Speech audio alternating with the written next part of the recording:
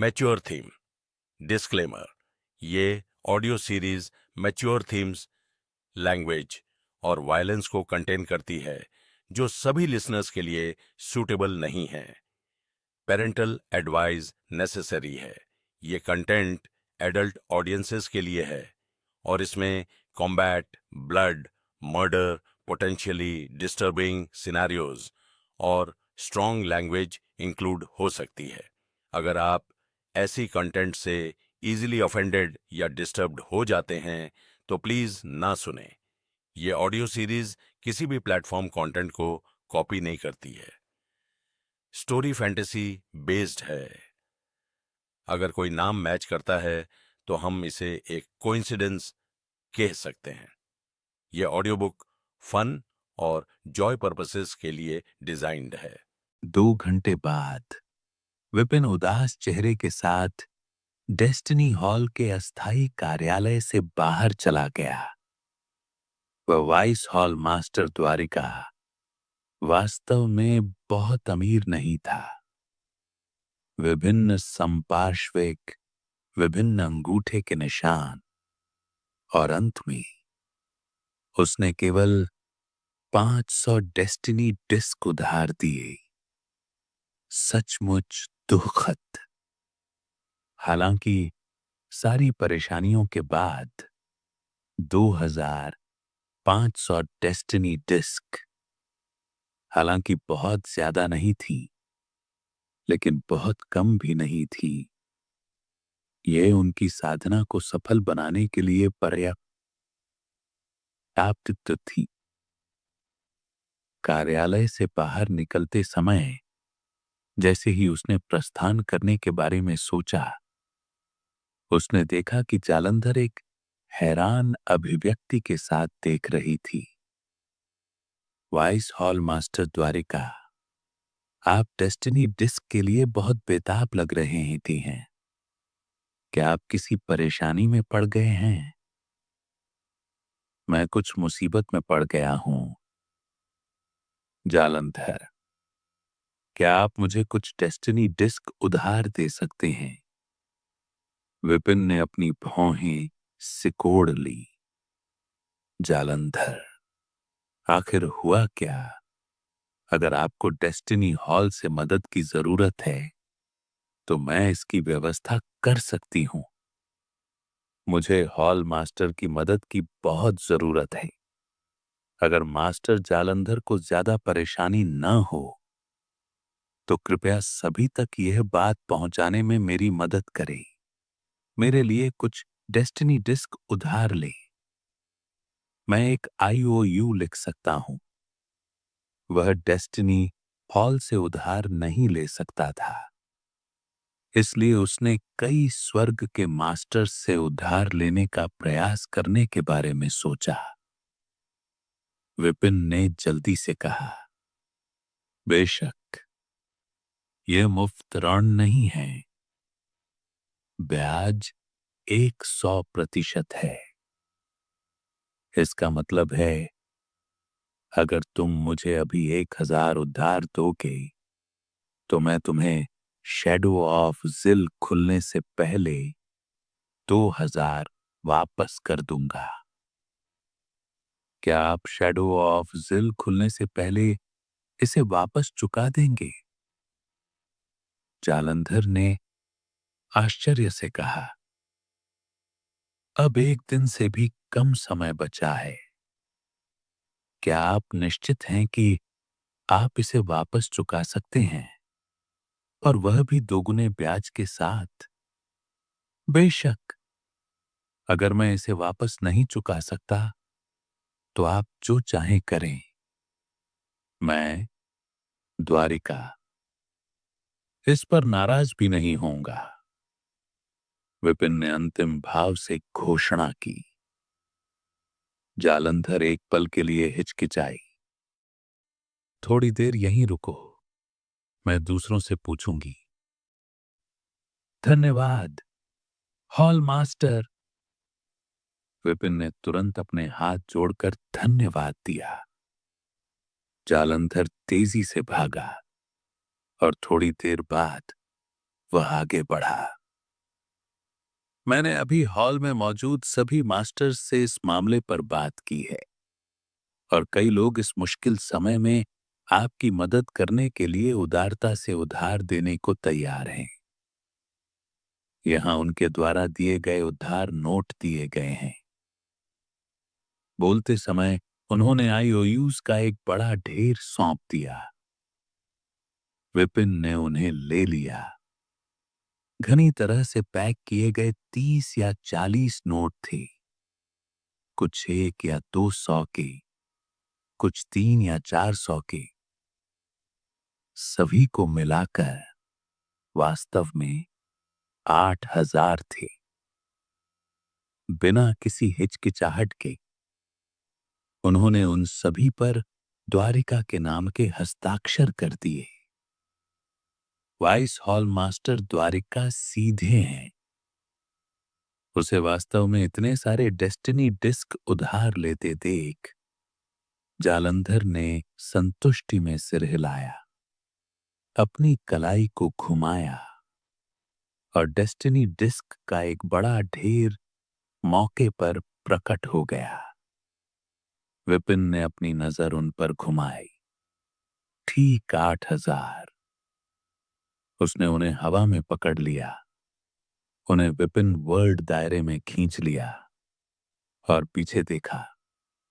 चिंता मत करो हॉल मास्टर, मैं जिलान घाटी में प्रवेश करने से पहले निश्चित रूप से इसे वापस कर दूंगा। अगर मैं नहीं कर सकता तो आप मुझे सीधे मार सकते हैं।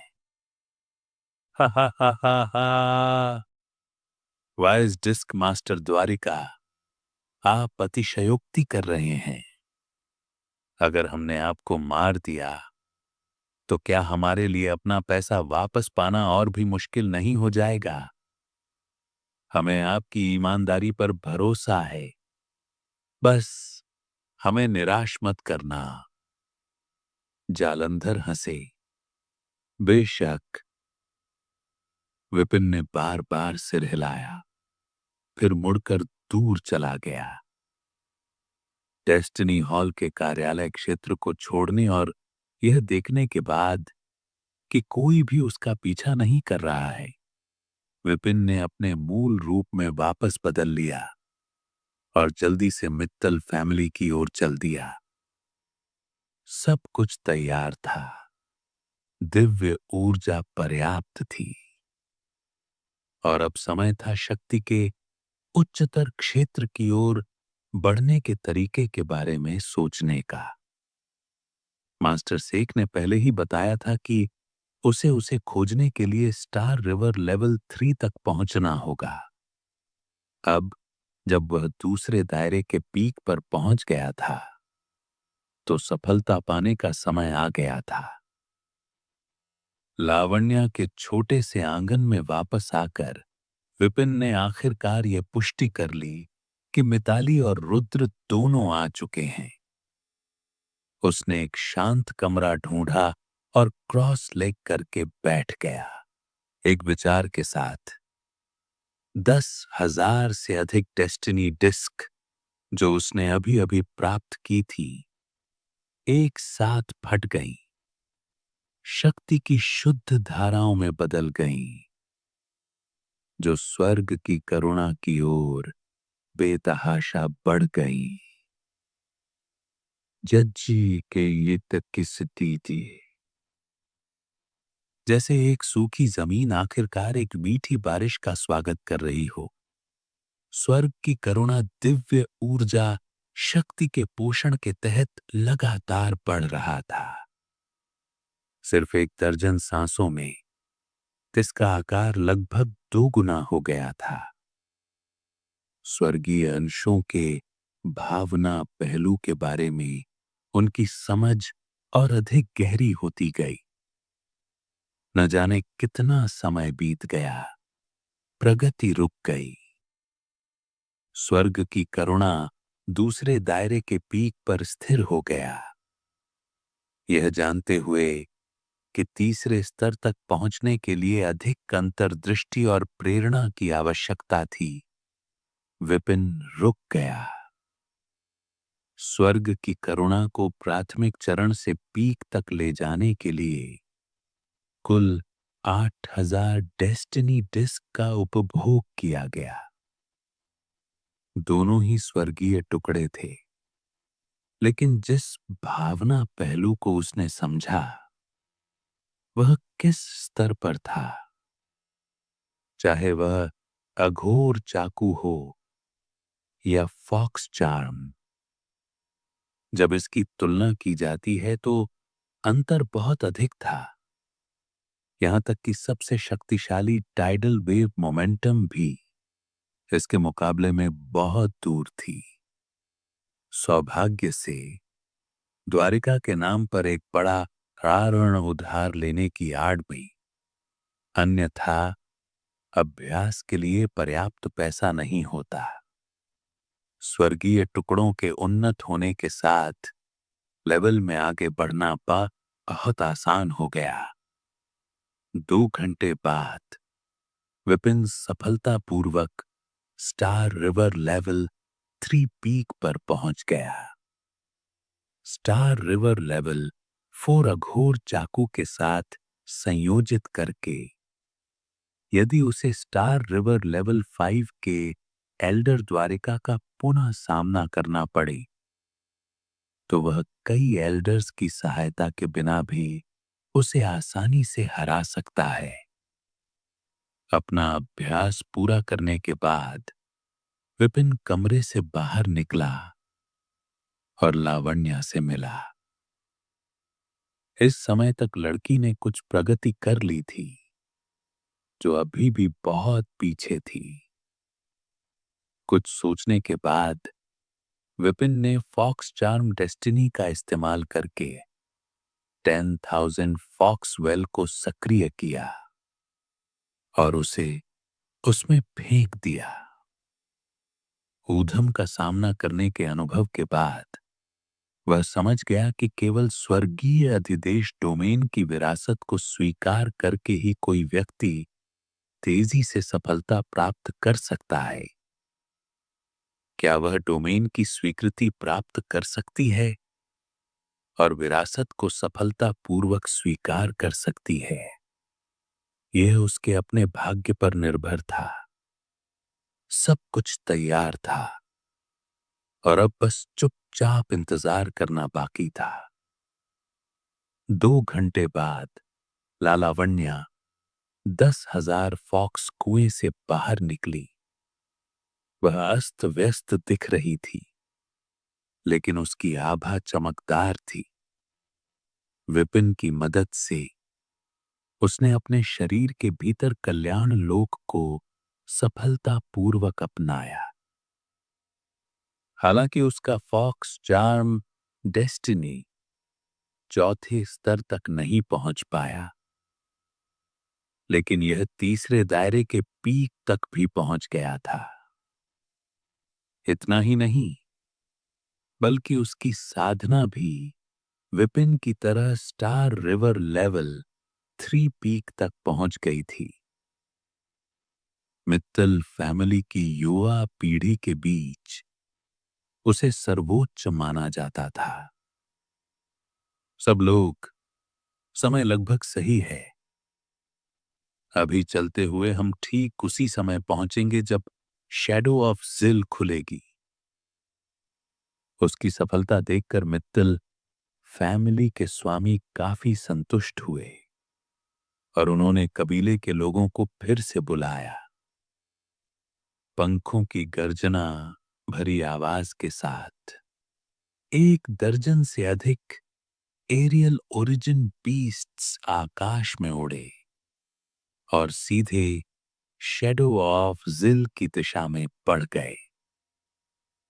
इस बार प्रिया वशिष्ठ की तरह मित्तल फैमिली ने भी 20 बुजुर्गों और अनगिनत मजबूत ससुराल वालों को भेजा। कुल मिलाकर 50 से ज्यादा लोग थे।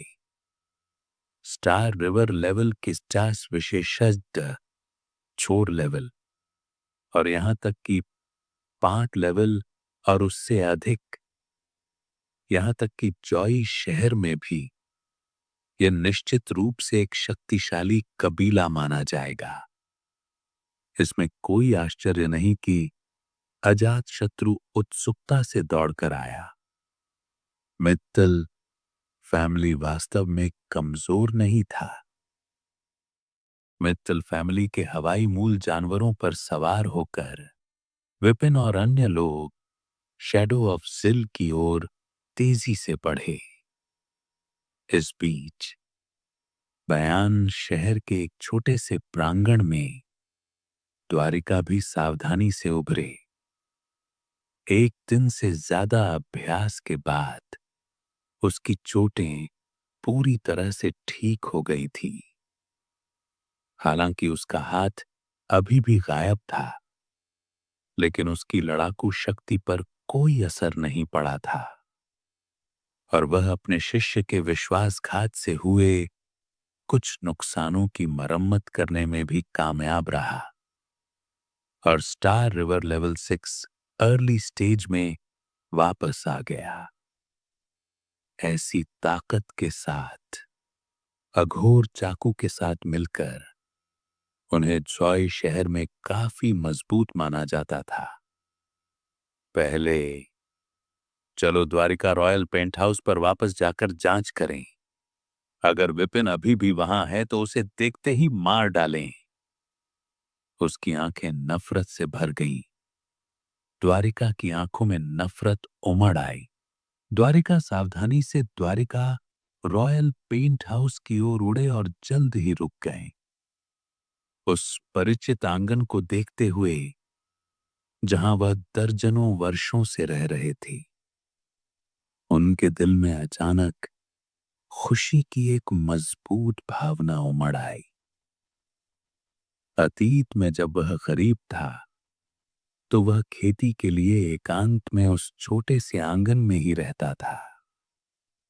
कुछ पैसे कमाने के बाद उसने आसपास के सभी घर खरीद लिए और समय के साथ इसे अपने वर्तमान आकार तक बढ़ा दिया। यह कहा जा सकता है कि इस हवेली में उनके सारे प्रयास और उनकी जवानी समाहित थी। विपिन, मुझे उम्मीद है कि तुम अभी भी वहां हो। मैंने एक अच्छा बहाना सोचा है जो मेरी पहचान को बेहतर ढंग से साबित कर सकता है। एक बार जब हम मिलेंगे तो मैं निश्चित रूप से तुम्हारा असली चेहरा उजागर कर दूंगा। अपनी मुट्ठियां भींचते हुए द्वारिका ने जैसे ही इस बारे में सोचा, उसका गुस्सा बढ़ता गया। इससे कोई फर्क नहीं पड़ता कि उसने पहले कैसे समझाया था। उस मूर्ख फहीम ने दूसरे व्यक्ति पर विश्वास कर लिया था। इस बार उसे एक पुरानी घटना याद आई जो निश्चित रूप से उसकी पहचान की पुष्टि करेगी और दूसरे पक्ष को अवाक कर देगी। तब वह उसे मारने के लिए सभी को पूरी तरह से एकजुट कर सकता था। ठीक है, वहां एक अविश्वासी शिष्य वेनम भी है। मुझे उसे मार डालना चाहिए। आंखों में चमक लिए वह हवेली की ओर बढ़ा, लेकिन उसके पास पहुंचने से पहले ही 2 गार्डों ने उसे रोक लिया। तुम्हारी हिम्मत कैसे हुई? द्वारिका ने अपने हाथों को पीठ के पीछे रखते हुए अपनी भौहें उठाईं। क्या तुम अब भी मुझे नहीं पहचानते? दोनों गार्डों ने अपना सिर हिलाया। हमें नहीं पता। तभी द्वारिका को एहसास हुआ कि वे दोनों अपरिचित थे, शायद नए गार्ड थे। उसने अपना गुस्सा दबाया। मैं द्वारिका हूं और मैं इस निवास का मालिक हूं। द्वारिका, ओह, ये तो तुम हो। बाईं ओर के गार्ड ने तिरस्कार भरी नजर से हाथ हिलाकर कहा, यह जगह वाकई आपका निवास स्थान हुआ करती थी, लेकिन अब इसे हमारे तलवार चाकू सेक्ट के नेता गजोधर ने खरीद लिया है और यह गजोधर हवेली बन गई है। ऊपर एक साइन बोर्ड है। अगली बार अंदर घुसने से पहले ध्यान से देख लें। अन्य लोग उससे डेस्टिनी हॉल के उप महल मास्टर द्वारिका और अघोर चाकू सेक्ट के नेता होने के कारण भयभीत हो सकते थे, लेकिन तलवार चाकू सेक्ट के लोगों को इसकी परवाह नहीं थी और इसलिए वे किसी भी शिष्टाचार के साथ बात नहीं करते थे। खरीदा गजोधर हवेली? द्वारिका जंभित रह गए और जल्दी से ऊपर देखा तो पता चला कि मुख्य प्रवेश द्वार पर लगा साइन बोर्ड बदल दिया गया था। उनके लेवल्टियन से गुस्से की लहर फूट पड़ी। इसे बेचने का फैसला किसने किया? मुझे कैसे पता? वैसे भी हमारे पुराने मालिक ने इसे प्रबंधक फहीम से खरीदा था। कहा था कि यह आपकी इच्छा के अनुसार है। गार्ड ने कहा, मेरी इच्छा। उसका शरीर डगमगाया। द्वारिका को कुछ एहसास हुआ। उसे खून खांसने जैसा महसूस हुआ। विपिन, तुम बहुत कमीने हो। तुमने न केवल मेरा भेष बदला बल्कि तुमने मेरी हवेली भी बेच दी। मेरी पत्नी रखैली, वे सभी वहां रहती हैं। क्या उन्होंने घर की बिक्री के लिए सहमति दी थी? उसने अपने दांत भींच लिए और पूछने से खुद को नहीं रोक सका। मुझे इसके बारे में कैसे पता चलेगा? मैंने जो सुना है उसके अनुसार आपकी पत्नियां और रखैले उसी समय तितर बितर हो गईं। वे पहले तो आपसे शादी ही नहीं करना चाहती थी। जाने के विचार से वे सभी सपनों में हंसने लगी। कल वे बिना किसी निशान के गायब हो गईं। गार्ड ने जो खबर सुनी थी उसे बता दिया। अपनी आंखों के सामने अंधेरा महसूस करते हुए द्वारिका इस अप्रिय बात करने वाले कमीने को मौत के घाट उतारना चाहता था, लेकिन तलवार चाकू सेक्ट को नाराज करने के डर से वह केवल मुख्य द्वार से देख सकता था। कई अधीनस्थों को आते जाते देख सकता था, जिनमें से किसी को भी उसने नहीं पहचाना। दूसरे पक्ष ने न केवल अपना द्वारिका रॉयल पेंट हाउस बेच दिया था, बल्कि उसने सभी अधीनस्थों को बर्खास्त कर दिया था और उनके स्थान पर नए लोगों को नियुक्त कर दिया था। एक हवेली सिर्फ एक हवेली है। जब तक मैं उसे मार देता हूं, तब तक जो कुछ भी मैंने खोया है वह सब वापस मिल सकता है। यह जानते हुए कि ऐसे अधीनस्थ के साथ बहस करने से केवल अपमान ही होगा, द्वारिका ने और कुछ नहीं कहा और डेस्टिनी हॉल के अस्थायी कार्यालय की ओर मुड़ गए। अभी के लिए इसे छोड़ दें। शैडो ऑफ जिल जल्द ही खुलने वाली है। मैं सबसे पहले कई फेट मास्टर्स से मिलूंगा और इस 21वें रैंक वाले कल्याण लोक में प्रवेश करूंगा। एक बार वहां पहुंचकर मैं मिताली को चारा के रूप में इस्तेमाल कर विपिन को घात में फंसा सकता हूं और उसे मारने का तरीका ढूंढ सकता हूं। यह सोचकर कि दूसरा पक्ष उसके ही हाथों मर जाएगा, पल भर के लिए उसके घर को बेचने के अपमान को कम कर दिया। वह जल्दी से स्वर्ग के आदेश हॉल में गया और दरवाजा खोला। जैसे ही वह अंदर गया, उसे एक दर्जन से अधिक भाग्य मास्टर्स ने घेर लिया।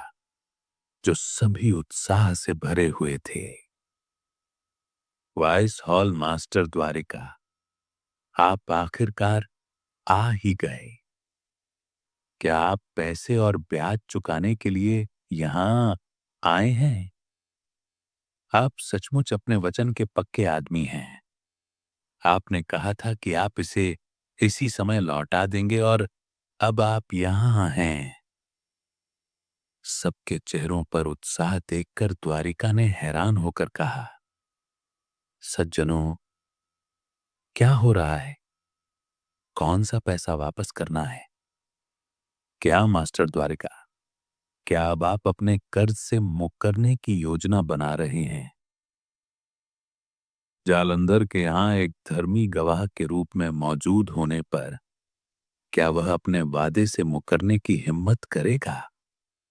क्या मजाक है? उसका यह रवैया देखकर सभी के चेहरों पर उत्साह का भाव उतर गया। मुझे अभी तक समझ नहीं आया कि क्या हो रहा है। क्या कोई मुझे विस्तार से समझा सकता है? सभी के चेहरे पर शत्रुतापूर्ण भाव देखकर द्वारिका ने दिखावा करने की हिम्मत नहीं की और जल्दी से पूछा। तभी मास्टर जालंधर वहां आए। एक दिन पहले तुमने कहा था कि तुम्हें पैसों की तत्काल आवश्यकता है। सभी से 8,000 डेस्टिनी डिस्क उधार ली और शपथ ली कि तुम शैडो ऑफ जिल के खुलने से पहले दोगुना चुका दोगे। तुम उस समय बहुत अड़े हुए थे और मैंने केवल इसी वजह से तुम्हारा समर्थन किया था। क्या तुम अब इसे अस्वीकार करने जा रहे हो? 8,000 डेस्टिनी डिस्क? मैं? द्वारिका का शरीर डगमगा गया और उसे लगभग खून की उल्टी आ गई। निवास में एक स्वीट खोना कोई बड़ी बात नहीं थी। कुछ 100 मिलियन मूल मुद्रा इसे वापस खरीद सकती थी, लेकिन 8,000 डेस्टिनी डिस्क, यह 100 बिलियन मूल मुद्रा के करीब है। वाइस मास्टर के रूप में इतने सालों के बाद भी उसने इतना पैसा नहीं देखा था और उसे दुगना पैसा भी चुकाना था। क्या इसका उद्देश्य उसे वहीं पर मार डालना था? यह आपके द्वारा हस्ताक्षरित अर्ण नोट है और उस समय रिकॉर्ड क्रिस्टल पर दर्ज की गई छवियां हैं। यदि आप इसे स्वीकार नहीं करेंगे तो इस बूढ़े आदमी को असभ्य होने के लिए दोष न दे। उसे कब्जग्रस्त भाव के साथ मासूमियत का दिखावा करते देख देख जालंधर युंजिंग का चेहरा नाराजगी से भर गया।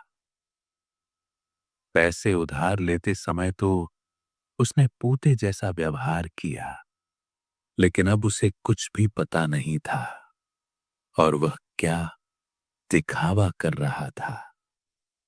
द्वारिका ने जल्दी से कर्ज के नोटों का ढेर खोला। उसकी पलकें जोर से फड़क रही थीं। उन पर लिखी लिखावट हूबहू उसकी खुद की लिखावट जैसी थी। ऐसा लग रहा था कि धोखेबाज ने न केवल उसकी शक्ल की नकल की थी, बल्कि उसकी लिखावट भी हूबहू उसकी नकल की थी। उसने रिकॉर्ड क्रिस्टल को सक्रिय किया और अंदर का दृश्य उसकी आंखों के सामने उभर आया, जिसमें खुद पैसे उधार लेने की पूरी प्रक्रिया दिखाई दे रही थी। यह मैं नहीं था, ये यह विपिन था। वह अब और नहीं रोक सका।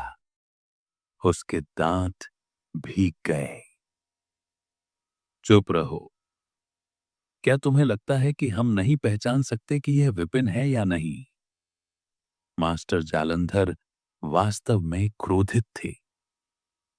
वह एक सम्मानित हॉल मास्टर ने उसके लिए जमानत दी थी और इतनी सारी मूल मुद्रा उधार ली थी। केवल इस आदमी को पलटकर उसे अस्वीकार करने के लिए। ये पूरी तरह से बेशर्मी थी। हॉल मास्टर, चलो अब उसके निवास, जागीर और अघोर चाकू सेक्ट को जब्त कर लेते हैं। अगर वह वास्तव में पैसे नहीं चुकाएगा तो नीलामी के लिए आगे बढ़ें। भाग्य के एक मास्टर ने चिल्लाकर कहा। उन्होंने पैसे उधार देने की हिम्मत इसलिए की क्योंकि मास्टर जालंधर ने इसकी गारंटी दी थी, और दूसरा, इस द्वारिका को बहुत अमीर समझा जाता था। ऐसा लगता था कि उसे अपने कर्जों को चुकाना पसंद नहीं था। लेकिन अब ऐसा लग रहा था कि उसका वास्तव में उन्हें स्वीकार करने का कोई इरादा नहीं था।